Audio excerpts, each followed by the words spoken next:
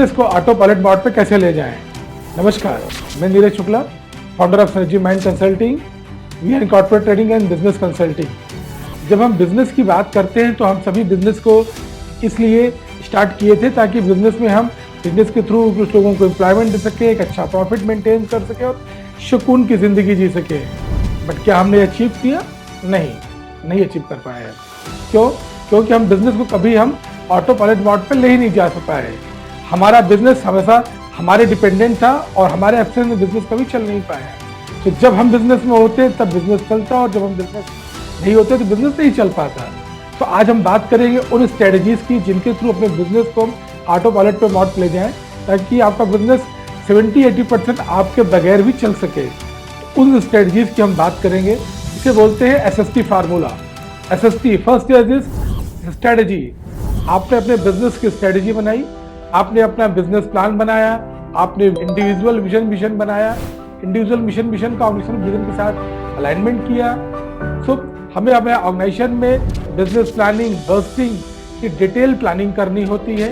हमें स्ट्रेटजी बनानी होती है कि हम किस तरह से एग्जिस्टिंग प्रोडक्ट या न्यू कस्टमर को, न्यू प्रोडक्ट को अप्रोच करने वाले हैं। हमारे पास एक डिटेल रोड मैप होना चाहिए ऑर्गेनाइजेशनल डेवलपमेंट का। Second point is system. हम सिस्टम की बात करते हैं।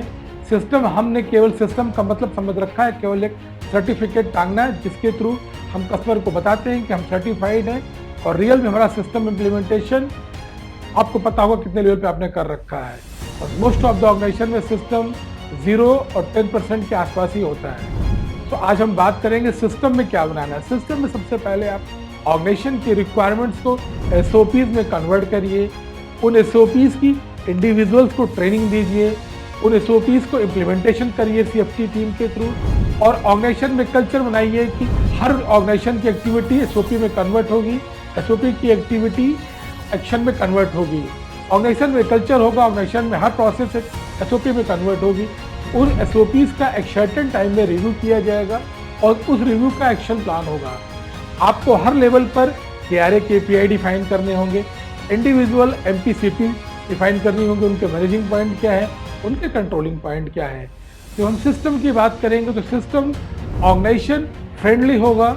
वो सिस्टम इस वजह से डिज़ाइन करना है ताकि वो ऑर्गेनाइजेशन की ग्रोथ करने में हेल्पफुल हो।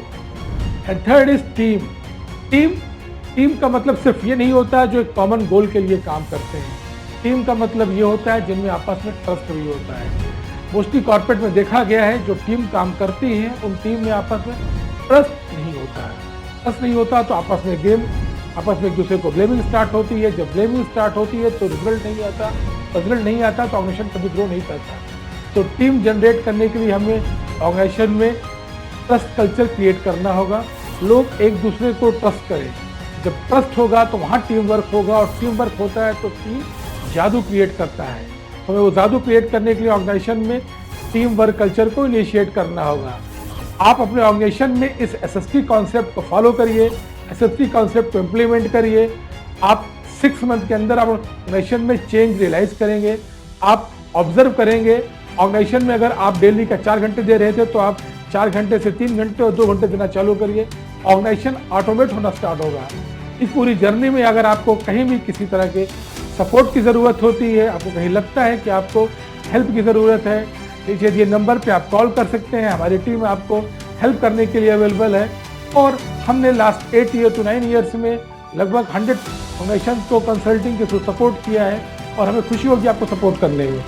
नमस्कार, धन्यवाद।